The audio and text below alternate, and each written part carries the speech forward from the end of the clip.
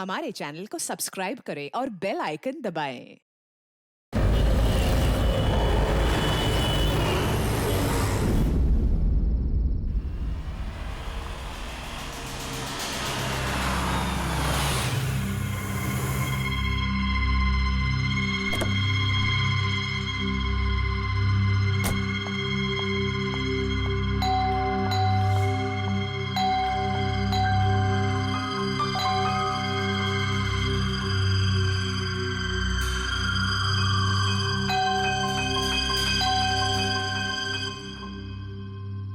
हम लोगों को पार्टी में बुलाकर कहीं सो तो नहीं गया हुआ है? सर अपनी खुद की बर्थडे पार्टी में कैसे सो सकते हैं? अरे कोई भरोसा नहीं है, 60 साल का हो गया वो। सुधीर बाहर आ भाई। हेलो, पार्टी आज ही है कल की? हाँ पार्टी आज ही है, हम श्योर। मैं फोन करता हूँ एक बार।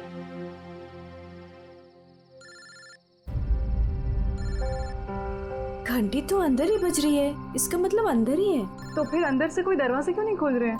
मैंने कहा ना 60 साल का हो गया, बचपना नहीं गया इसका भी। Sudhir,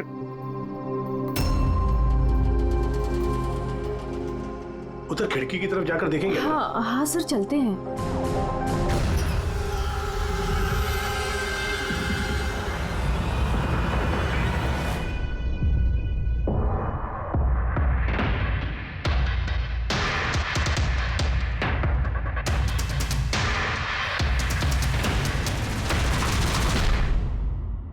emergency medical card. इन्हें बादाम और फिश से एलर्जी थी।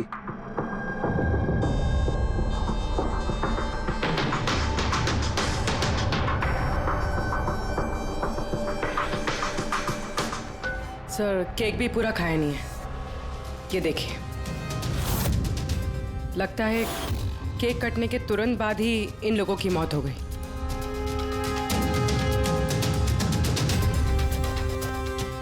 हाथापाई के कोई निशान नहीं है, सीधे गोली लगी है।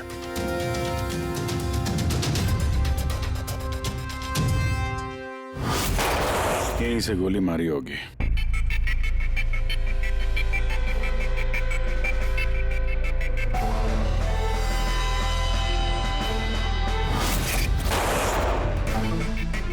चौथी लाश कहाँ है? अंदर है सर।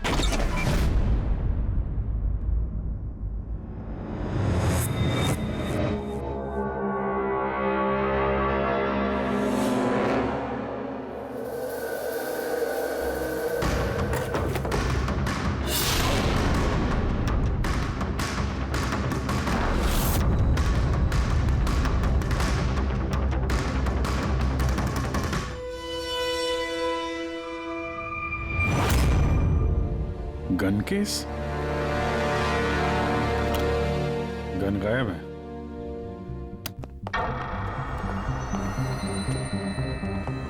वैसे सर, इस हादसे को कितना टाइम हुआ होगा? इन चारों की मौत कल दोपहर में 2 बजे से 4 बजे के बीच में हुई। कौन लोग है ये, कुछ पता चला? हाँ सर, वो सुधीर जी हैं, आरके विप्स इंडस्ट्रीज के चेयरमैन। वो उनका बड़ा बेटा नील और ये उनका छोटा बेटा रितेश। और अंदर जो है वो सुधीर जी की वाइफ है माया। सर नील और रितेश दोनों आरके विप्स कंपनी के बोर्ड मेंबर थे, लेकिन कंपनी की हालत बहुत खराब थी, बंद होने पे आ गई थी। महीनों से बिल नहीं भरे और मार्केट का कर्जा नहीं चुकाया, बहुत सारे प्रॉब्लम थे। तो फिर यहाँ सेलिब्रेशन किस बात का हो रहा था? सर सुधीर जी का 60th बर्थडे था। बर्थडे सेलिब्रेट कर रहे थे? तो और भी लोग आए होंगे ना यहाँ पे? ऑफिस के कुछ लोग आए थे सर, और उनसे पूछताछ करके उन्हें जाने दिया। ये सब लोग यहाँ एक साथ रहते थे क्या? नहीं सर, यहाँ पे तो सिर्फ सुधीर जी और माया रहते थे। सुधीर जी ने नील और रितेश के लिए अलग अलग बंगले खरीद के रखे थे, ये दोनों वहीं पे रहते थे। आज तो ये अपने डैड का बर्थडे मनाने के लिए आए थे। सर शाम को बहुत बड़ी पार्टी होने वाली थी, केक काटने के कुछ मिनट बाद ही सबकी मौत हो गई। पार्टी प्लान करने वाली टीम आई थी यहाँ पर, किसी ने दरवाजा नहीं खोला तो वापस चली। बस मुझे लगता नहीं कोई बाहर से आया होगा। जो कुछ भी हुआ है इन चारों के बीच में ही हुआ है। नहीं, यहाँ घर में कोई नौकर वोकर तो होगा ना? है ना, नौकर है ना, लेकिन वो गाँव गया। सुधीर जी ने सिर्फ आज के लिए एक सर्वेंट हायर किया था, वो कल सुबह काम करके गया।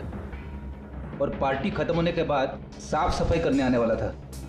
पार्टी खत्म होने से पहले ये सब खत्म हो गया। लगता तो ये मर्डर ही है। सॉरी डॉक्टर साहब, पर मुझे ऐसा लगता है कि इन चारों के अलावा यहाँ कोई पांचवा भी था जो बाहर से अंदर आया था। जरा ध्यान से देखो, यहाँ पे कहीं भी हाथापाई के कोई निशान नहीं है और हर चीज अपनी जगह पे है। ऐसा लगता है कि किसी ने केक में कुछ ऐसा मिला दिया था जिसे खा के चारों बेहोश हो गए। उसके बाद वो पांचवा आदमी घर के अंदर घुसा और उसने सबको गोली मारी। ये बस 100% मर्डर ही है। मर्डर और सुसाइड भी। सर तुम इतने यकीन से कैसे कह सकते हो? सही है। देखो, बाकी तीनों लाशों के पास स्ट्रगल का कोई भी निशान नहीं है सिवाय सुधीर जी के। पैर भी मुड़े हुए हैं, ब्लड लॉस ज्यादा है, तो ऐसा लगता है कि जब इनको गोली लगी तो ये जिंदा थे। अगर ये भी केक खा के बाकियों की तरह बेहोश होते तो उनकी तरह ही पड़े रहते। इन्होंने तीनों को गोली मारी और फिर खुदकुशी कर ली, ऐसा लगता है। अगर ऐसी बात है तो जिस गन से गोली चली वो गन कहाँ है? गन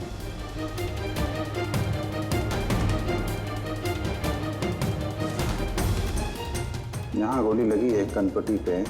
सुधीर जी ने अगर गन चलाई होगी तो ऐसे गिरे और गन वाला हाथ जमीन पे टकराया और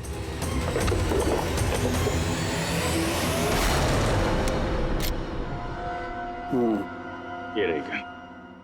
सर, ये देखिए, रितेश का मोबाइल मिला है। सर, उसने केक काटने के बाद ही अपने सोशल प्रोफाइल पे सेल्फी अपलोड की।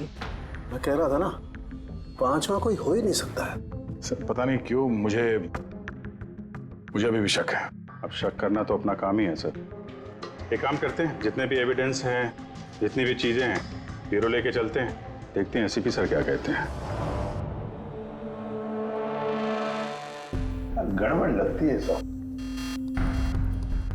बस मुझे उन लोगों के पेट में केक के टुकड़े मिले, वो केक जो उन लोगों ने खाया था, और उस केक में सेडेटिव मिला हुआ था, नशीली दवाई।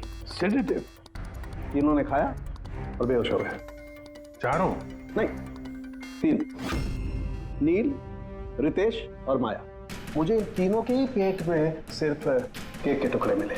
मतलब सुधीर जी ने वो केक खाया ही नहीं था? नहीं, सुधीर सिर्फ अकेला था जो गोली लगते वक्त होश में था। क्या सुधीर जी ने अपने बर्थडे पे केक नहीं खाया? नहीं खाया, क्योंकि उस केक में बादाम मिला हुआ था। लेकिन सर, उनके घर वालों को तो पता ही होगा कि उन्हें बादाम से एलर्जी थी। एग्जैक्टली। तो वो ऐसा केक लाई क्यों? अजीब है, बर्थडे सुधीर जी का और केक उन तीनों ने खाया। केक तीनों ने खाया, लेकिन वहां पर जो गन मिली है उसमें से 4 गोलियां चली हैं जो इन चारों को लगी। कमाल की बात यह है कि उस पर सुधीर की उंगलियों के निशान। और वो गन भी सुधीर जी के नाम पे ही रजिस्टर्ड है।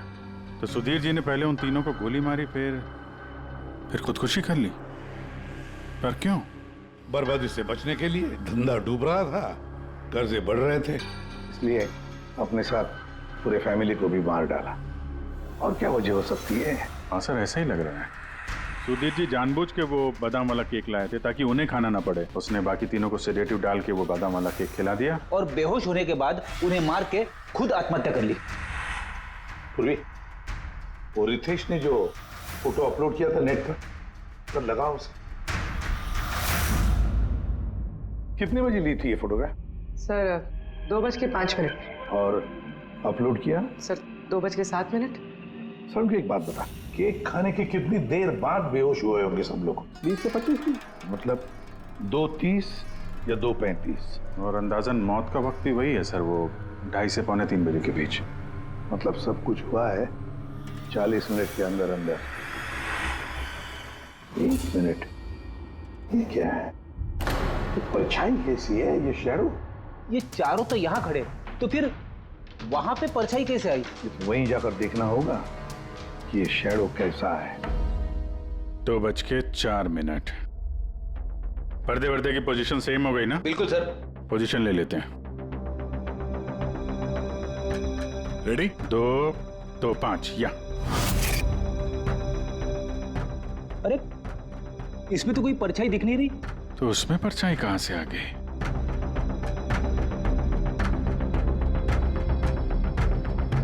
धूप इधर से आ रही। पूर्वी जरा उधर जाके खड़ी हो ना। या बस। हाँ, इसमें परछाई दिख रही है, बिल्कुल वैसी की वैसी, सेम टू सेम। वैसा ही था, यहाँ पे कोई पांचवा भी था। और वो वहीं खड़ा था जहां मैं खड़ी थी। ये वही आदमी है जिसने सुधीर जी और उनकी फैमिली को मारा है। और उसने हमें ऑलमोस्ट धोखा दे दिया कि ये मर्डर कम सुसाइड है। और उसी की परछाई ने उसे धोखा दे दिया। मगर सर, इस परछाई से खूनी तक पहुंचेंगे कैसे? खूनी का मेन टारगेट था सुधीर जी, और वो उस वक्त वहीं पे खड़ा था। कोई जान पहचान वाला ही होगा। करेक्ट। सर पता लगा सुधीर जी ने पार्टी में किन किन लोगों को बुलाया था।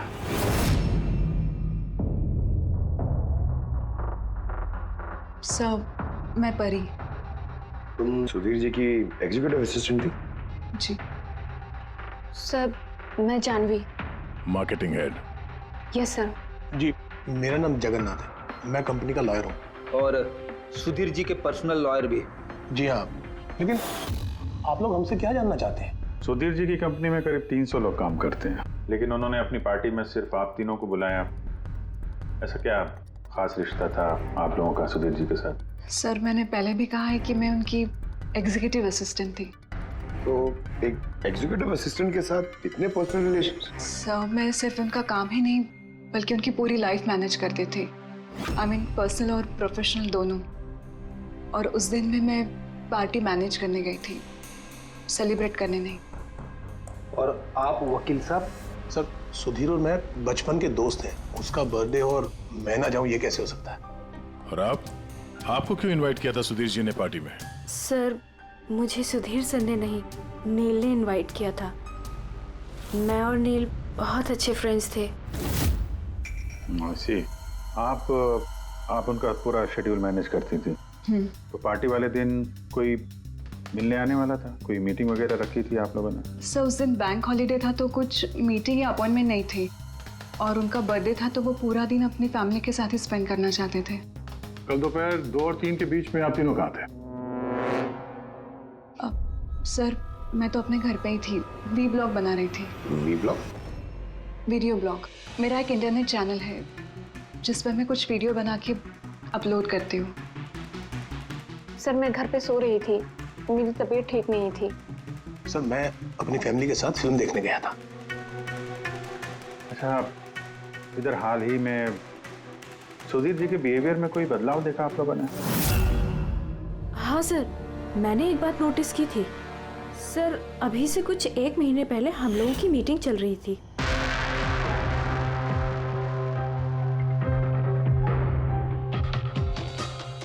सर, क्या बात है, अंदर आ जाओ। ठीक है, तुम जाओ।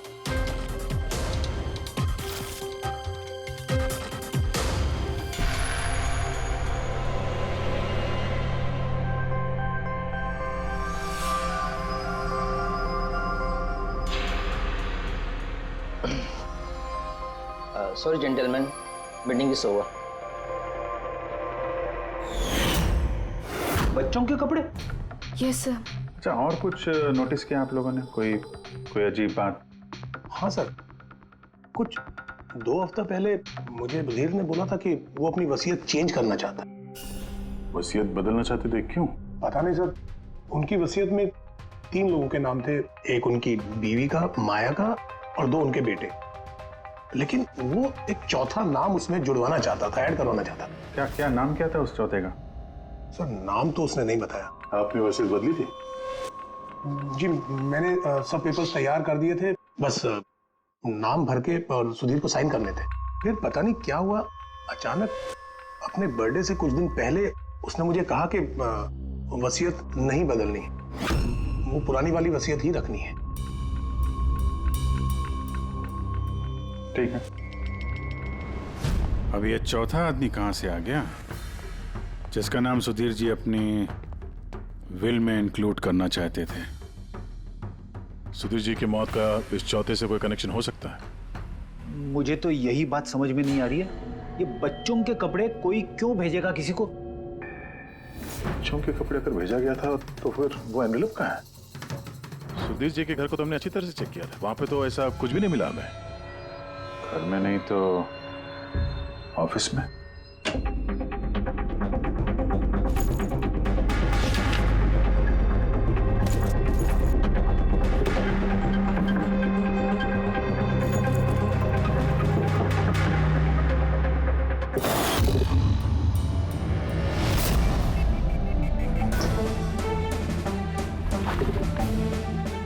मिल गया।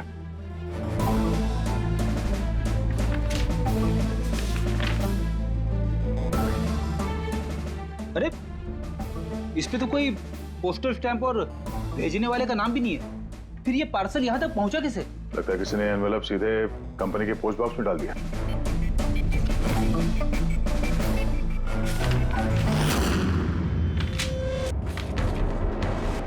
इस एनवेलप को डॉक्टर सालुंकी के पास भेज देते हैं, शायद उन्हें कुछ मिले। ठीक है। ये जानवी कह रही थी ना, ये पार्सल देख के मिस्टर सुधीर एकदम चौंक गए थे। हो सकता है कोई पुरानी याद ताजा हो गई हो। और उसके बाद उन्होंने किसी को कॉल भी किया होगा। पिछले महीने के कॉल डिटेल्स मंगवाते हैं सुधीर जी के। देखते हैं ये एनवेलप मिलने के बाद सुधीर जी ने सबसे पहले फोन किसको किया था। सुधीर का फोन आया था एक अरसे के बाद। क्या बात हुई थी आप दोनों की? गुस्से में था कि मैंने उसे वो एनवेलप क्यों भेजा, लेकिन मैंने उसे कोई एनवेलप नहीं भेजा। लेकिन कोई तो वजह होगी। सुधीर जी ने आप पे शक किया। जी हाँ, वो एनवेलप में बच्चे के कपड़े थे। उसे लगा कि वो वही कपड़े थे जो मैंने और सुधीर ने हमारे बच्चे के लिए खरीदे थे। अब हमारे बच्चे के लिए? मेरा और सुधीर का बच्चा। 30 साल पहले मैं आरके विप्स कंपनी में अकाउंट डिपार्टमेंट में काम करती थी। सुधीर के पापा उसके मालिक थे। वहाँ सुधीर और मेरे बीच में प्यार हो गया, और कुछ समझ पाती उसके पहले मुझे पता चला कि मैं सुधीर के बच्चे की माँ बनने वाली हूँ। तो आप दोनों की शादी नहीं? जी नहीं। सुधीर ने तो वादा किया था, लेकिन उसके पेरेंट्स राजी नहीं थे, क्योंकि मैं उनकी हैसियत की नहीं थी। वो तो सुधीर की शादी बहुत ही रईस खानदान में और उनकी स्टेटस की लड़की से करना चाहते थे।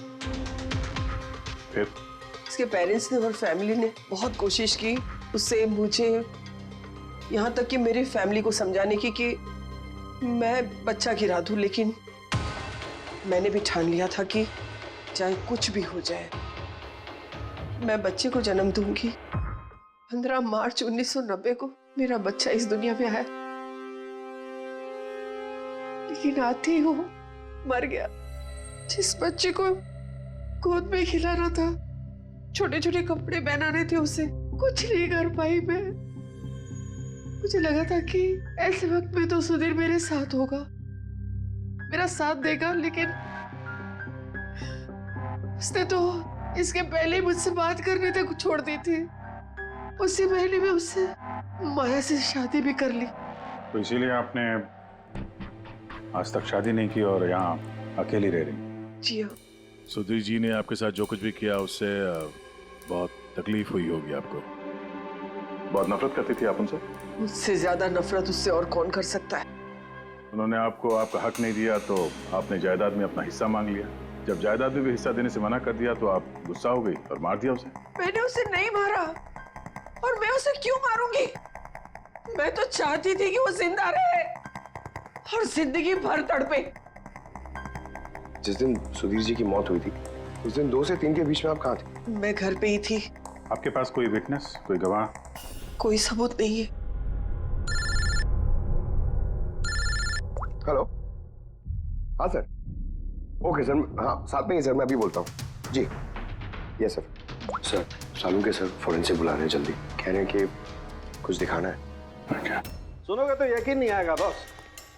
उस एनवेलप की जब मैंने अच्छी तरह से जांच की तो मुझे फिंगरप्रिंट्स तो किसी के नहीं मिले, लेकिन उस एनवेलप में से मुझे डीएनए के लिए सैंपल मिल गया। जिस किसी ने भी वो एनवेलप भेजा उसने शायद मुंह से थूक लगा के उसे सील किया है, और इसीलिए मुझे उस एनवेलप पर से सलाइवा के ट्रेसेस मिल गए जिससे डीएनए प्रोफाइल बनाया जा सके।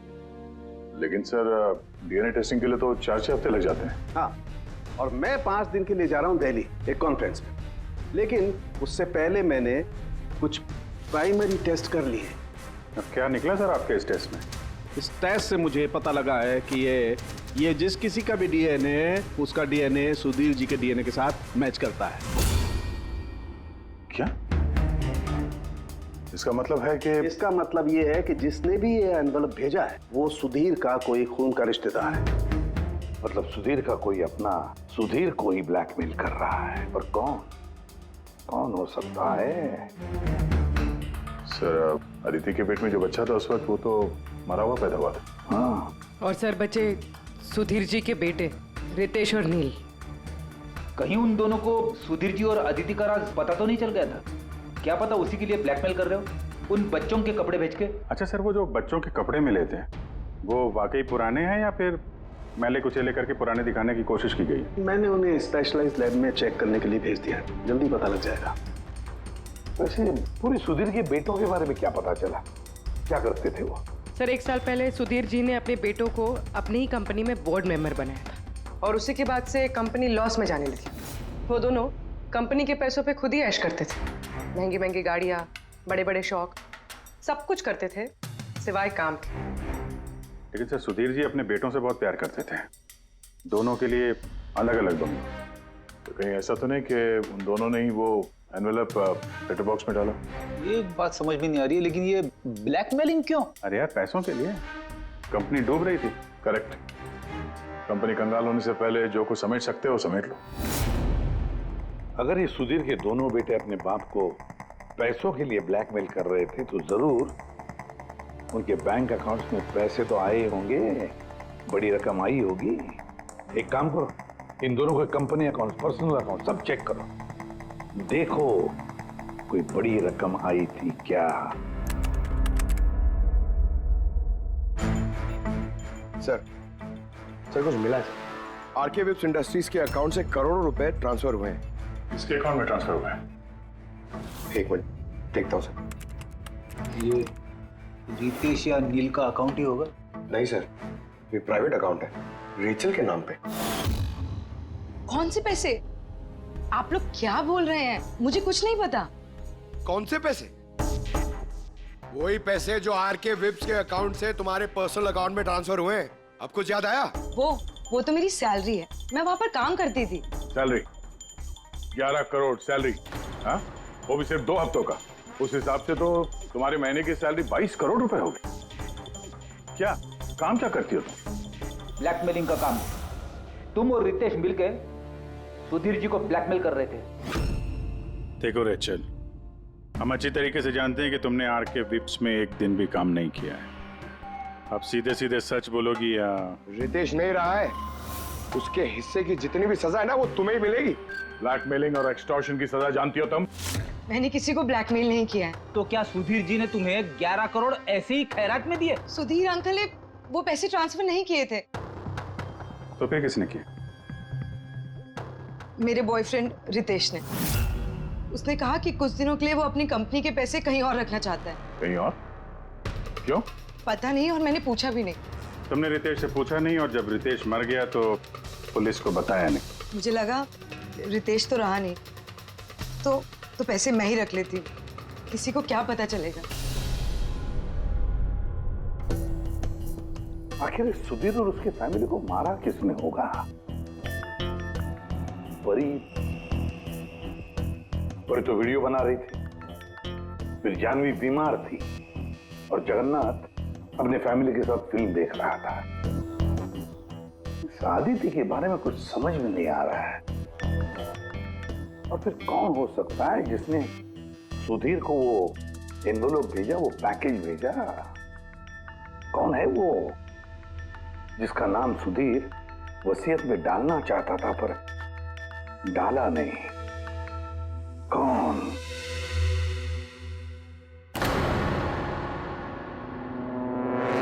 फ्रिज में दूसरा केक कहां से आया? हाँ सर, ये 2 केक। वही तो, जब बर्थडे था तब सुधीर ने अपने फैमिली के साथ छोटा वाला केक क्यों काटा, जबकि इतना बड़ा केक है फ्रिज में? सर, ताकि वो रात में पार्टी पे ये बड़ा वाला केक खा सके। अरे यार सुधीर जी कोई 18 साल के बच्चे थोड़ी ना थे जो अपने बर्थडे के लिए 2-2 केक मंगाएंगे। सर हो सकता है ये केक उन्हें किसी ने गिफ्ट किया हो, ये बादाम वाला केक। लेकिन बॉक्स में लेके आएंगे ना, उस पर केक शॉप का नाम भी होगा बॉक्स पर। नहीं सर, वहाँ हमें तो कोई बॉक्स मिला नहीं। नहीं हो सकता है किसी ने केक घर पे बनाया हो, तभी हमें बॉक्स नहीं मिला वहाँ पे। लेकिन ये बादाम वाला केक बनाया किसने होगा? सर मैं जानवी का सोशल प्रोफाइल चेक कर रही थी। उसके ऐसे बहुत सारे फोटोज हैं जिनमें वो केक्स और पेस्ट्रीज बेक कर रही है। बेकिंग का बहुत शौक है उसे। हाँ मुझे बेकिंग पसंद है। तो क्या? तो कुछ नहीं, तुमने बादाम वाला केक बनाया था ना सुधीर जी के लिए। जब मुझे पता है कि उनको बादाम से एलर्जी थी तो मैं उनके लिए बादाम वाला केक क्यों बनाऊंगी? क्योंकि तुम चाहती थी कि वो केक ना खाए, खाते तो बेहोश हो जाते ना। और तुम चाहते थे कि जब तुम उन्हें मारो वो होश में रहे, तड़पे तुम्हारे सामने, गिड़गिड़ाए, है ना? मैं सुधीर अंकल को क्यों मारना चाहूंगी? तुमने केक में सेडेटिव नहीं मिलाया रितेश, नील और माया को मारने के लिए? आप लोग ये सब क्या बोले जा रहे हैं? बस नाटक बंद। तुमने बोला था ना कि तुम उस दिन बीमार थी और घर पर ही थी, कहीं नहीं गई थी। फिर पार्टी में कैसे गई थी ना? पार्टी में मैं सच में 2-3 बजे तक सो रही थी। फिर मैं जब सोकर उठी तो मुझे लगा कि मैं थोड़ा बेटर फील कर रही हूँ और इसलिए मैं पार्टी में चली गई। इसमें मैंने क्या गलत किया? अगर तुम 2 से 3 बजे तक सो रही थी तो 2:30 बजे के आसपास जब सुधीर जी की मौत हुई तब तुम्हारा मोबाइल उनके घर के पास क्या कर रहा था? देखो जानवी, झूठ बोल के कोई फायदा नहीं है। हमने तुम्हारे मोबाइल के रिकॉर्ड चेक किए हैं। जिस वक्त सुधीर जी की मौत हुई तुम्हारे मोबाइल की लोकेशन उनके घर के पास थी। अब सच बताओगी या और टाइम वेस्ट करना है? मैं और नील एक दूसरे से प्यार करते थे। हमने सोचा कि नील के डैड का बर्थडे है तो हमारे पास अच्छा मौका है उनको सब कुछ बताने के लिए, और इसलिए मैं वहाँ चली गई। वहाँ भटकती रही, नील को कॉल करती रही, घंटों में वहाँ घूमती रही, लेकिन नील का कोई कॉल नहीं आया। मुझे लगा कि शायद नील को मौका नहीं मिल रहा है मुझे कॉल करने का। झूठ। तुम्हें लगा कि नील ने तुम्हें धोखा दे दिया, इसलिए तुमने उसे और उसके पूरे परिवार को मार दिया। ये अच्छी जबरदस्ती है आप लोगों की। अगर मुझे बेकिंग पसंद है तो इसका मतलब ये तो नहीं कि खून मैंने किया है। इंटरनेट पर रेसिपी देखकर केक तो कोई भी बना सकता है। केक बनाना कौन सा मुश्किल काम है? और रितेश की गर्लफ्रेंड रेचल, वो भी तो बेकिंग करती है। आप लोग उससे जाकर क्यों कुछ नहीं पूछते? सबसे पूछेंगे हम। बुलाओ सबको। बड़ा इंटरेस्टिंग केस ही है। ऐसे बहुत कम होता है कि इतने सारे लोगों के पास एक ही आदमी की जान लेने के लिए मौका भी है और मकसद भी। आप लोग फिर से? सर मैं क्यों मारूंगी उनको? आप नील से शादी करना चाहती थी, फैमिली ने मना कर दिया। ये तो बड़ी वजह है खून करने के लिए। और सुधीर जी की फैमिली के लिए तो हैसियत और सोशल स्टेटस बहुत इंपॉर्टेंट था। इसका सबसे बड़ा एग्जाम्पल आदित्य जी। और सुधीर जी ने इसी हैसियत और सोशल स्टेटस के चक्कर में आपकी जिंदगी बर्बाद कर दी। तो आपसे ज्यादा नफरत और किसके दिल में हो सकती है? मेरे लिए पैसों की कोई अहमियत नहीं है और ना ही मुझे किसी बात का अफसोस है। अफसोस तो तुम्हें भी नहीं होगा रेशल। यहाँ तो 5-5 हजार के लिए लोग मर्डर कर देते हैं और तुम्हें तो बैठे बिठाए 11 करोड़ मिल गए। और आपके तो हाथ में सुधीर जी ने अपनी लाइफ का रिमोट कंट्रोल दे दिया था ना। आप सब जानती थी उनके बारे में, ये भी जानती थी कि वो अपनी गन कहाँ रखते हैं। देखिए, आप जो कहना चाहते हैं वो कह सकते हैं। मैंने आपको पहले भी बताया कि मैं उस दिन घर पे वीडियो ब्लॉग बना रही थी। चाहे तो आप मेरा मोबाइल भी चेक कर सकते हैं। हाँ बिल्कुल, लाइए पता तो चले वीडियो ब्लॉग कैसे बनाया जाता है।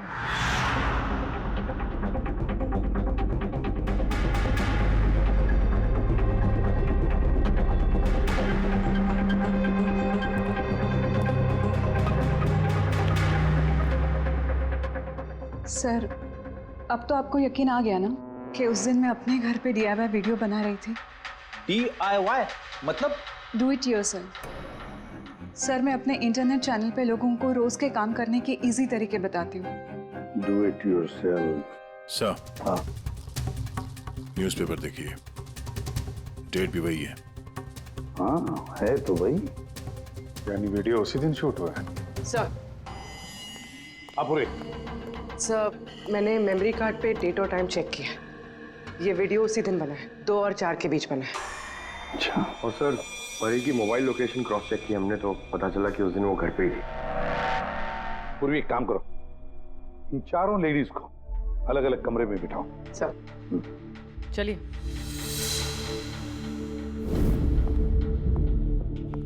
सर आप क्या सोच रहे हैं? सारे सबूत तो उसके सपोर्ट में है। मुझे तो इस केस में अंधेरा छाता हुआ नजर आ रहा है। फिर एक बात तो पक्की है ना कि जब अंधेरा होता है तब परछाई नहीं होती, लेकिन मुझे लगता है ये सारा का सारा केस परछाइयों का ही खेल है। सनडायल जानते हो ना? सनडायल सनडायल वो सूरज की रोशनी किस दिशा में होती है उसके मुताबिक टाइम बताते हैं उससे। हाँ, मतलब सनडायल एक ऐसी चीज है जिससे हमें आकाश में सूरज की जगह पता चल सकती है, जिसकी वजह से हम वक्त का अंदाजा लगा सकते हैं। अब देखो, धरती हमारी घूमते रहती है, उस हिसाब से सूरज की जगह भी बदलने लगती है, जिसकी वजह से सनडायल पर परछाई की पोजीशन भी बदलते रहती है। अब ये तो समझ में आ गया सर, मगर इसका इस केस से क्या लेना देना? लेना देना है फ्रेडी। परी, ये सारे सबूत हमने परी से इकट्ठा किए ना, लेकिन परी एक ऐसी व्यक्ति है जो सारे एविडेंसेस को मैनिपुलेट कर सकती है, मेमोरी कार्ड में डेट भी बदल सकती है, सारे एविडेंसेस कंट्रोल कर सकती है, मगर सूरज को कंट्रोल नहीं कर सकती है। परी भूलती है कि सूरज कभी भी गलत वक्त नहीं बताएगा। मतलब ये परी ने वीडियो में डेट और टाइम दोनों चेंज कर दिया? बदल दिया होगा भी या नहीं, लेकिन अब हम इन परछाइयों से पूछेंगे कि क्या परी झूठ बोल रही है या सच बोल रही है। करेक्ट, ये सेटिंग बिल्कुल वैसी हो गई जैसे परी की वीडियो में थी, और धूप भी लगभग वैसा ही है जैसे उस दिन था। सिर्फ परी की जगह पूर्वी खड़ी है। सर हम लोग यहाँ पे करने क्या वाले? अगले 6 घंटे तक पूर्वी को यहीं पे इसी जगह खड़ा रहना पड़ेगा जैसे वीडियो में परी खड़ी। हमें यह देखना है कि अगर परी सही बोल रही है तो 2 से 4 बजे के बीच पूर्वी के चेहरे पे ठीक उसी जगह से धूप आएगी जैसे परी के चेहरे पे थी। और अगर सर मेरी परछाई परी की परछाई से मैच नहीं हुई तो देखते हैं। कैमरा ऑन करो।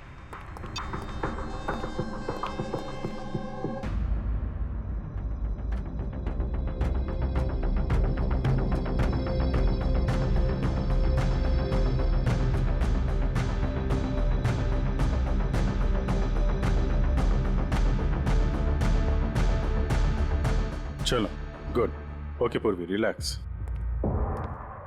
सर क्या है वीडियो में? देखने दो यार।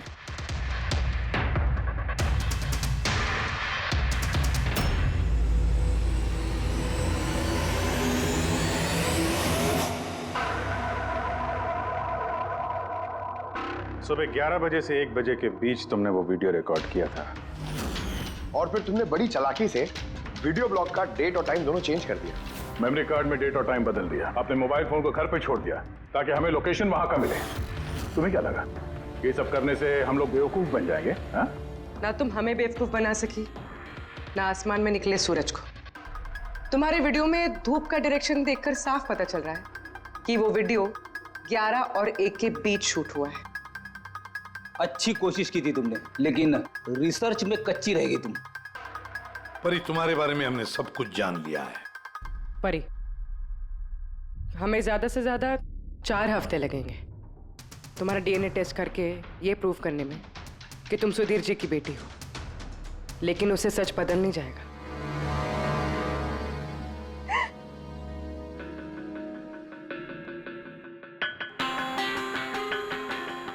मैं उन्हें मारना नहीं चाहती थी, मैं बिल्कुल उन्हें मारना नहीं चाहती थी। मैं बस इतना चाहती थी कि वो मुझे अपना ले। बचपन से लेकर आज तक मैं अनाथ आश्रम में पली हूँ ना, तो बस एक फैमिली चाहिए थी मुझे। तुम्हें सुधीर जी के बारे में पता कैसे चला? वो मेरे बचपन के कपड़ों की वजह से, उन कपड़ों पर हॉस्पिटल का कार्ड था, वो निकालना भूल गए थे। उसी कार्ड पर पापा का नंबर भी था। मैंने पापा को बहुत ढूंढा था। फिर लास्ट ईयर मुझे उनकी कंपनी के बारे में पता चला। लेकिन तुमने उनकी कंपनी क्यों ज्वाइन की? तुम तो चाहती कहीं भी सुधीर जी से मिलकर बता सकती थी कि तुम उनकी बेटी हो। लेकिन मैं पहले उन्हें जानना चाहती थी, मिलना चाहती थी। फिर धीरे धीरे मुझे पता चला कि वो बुरे इंसान नहीं है, वो दिल के अच्छे। तब मुझे ऐसा लगा कि शायद उस वक्त के हालात खराब होंगे, इसलिए उन्होंने मुझे अनाथ आश्रम में भेज दिया था। मगर अब तो सब ठीक हो गया था ना, अब तो वो मुझे अपना सकते थे ना। तो फिर तुमने उनसे मिलते ही वसीयत में हिस्सा क्यों मांगा? क्योंकि मैं जानना चाहती थी कि उनके लिए इम्पोर्टेंट क्या है, पैसे या मैं। तभी सुधीर जी अपनी वसीयत चेंज करना चाहते थे। हाँ, और ये सुन के मैं बहुत खुश हो गई थी। मगर सुधीर ने अपना फैसला बदल दिया, जो तुमसे सहा नहीं गया। सब उनकी वाइफ और उनके बेटों की वजह से हुआ। उनसे ये बर्दाश्त ही नहीं हो रहा था कि पापा मेरा नाम डील में ऐड करने की कोशिश कर रहे। मतलब एक बार फिर से सुधीर जी ने तुम्हें अपनाने से मना कर दिया? हाँ, और इस वक्त भी फैमिली की वजह से। वो बिल्कुल भी नहीं बदले थे, वो वैसे ही थे जैसे पहले थे। सेल्फिश, मतलबी, गैर जिम्मेदार।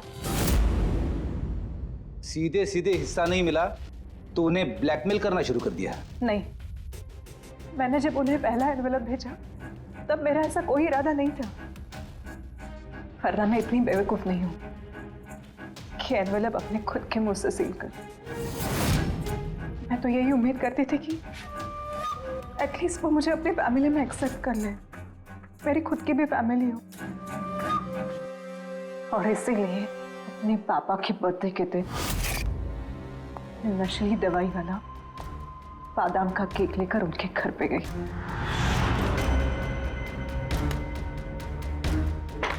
Happy birthday to you.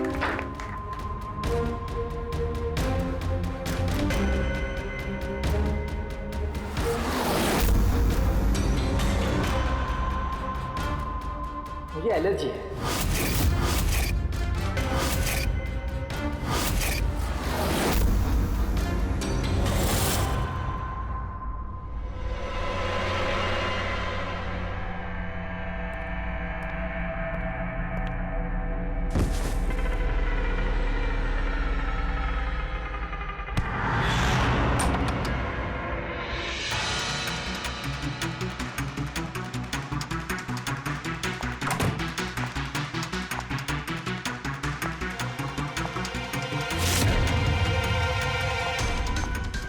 बेटा,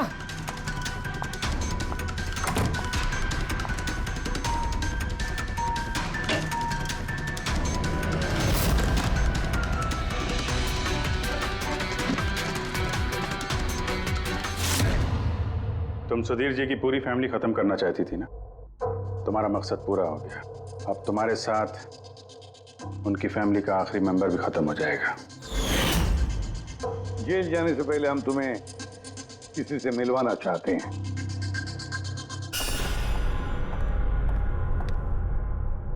ये आदिति जी, तुम्हारी माँ। हाँ, आपसे झूठ कहा गया था कि आपका बच्चा मरा हुआ पैदा हुआ है।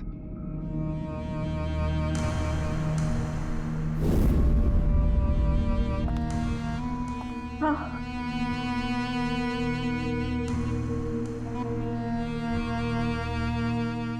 परी ने सुधीर और उसके परिवार को खत्म कर दिया। हमें अफसोस है कि आप दोनों फिर से हमेशा के लिए अलग हो जाओगी।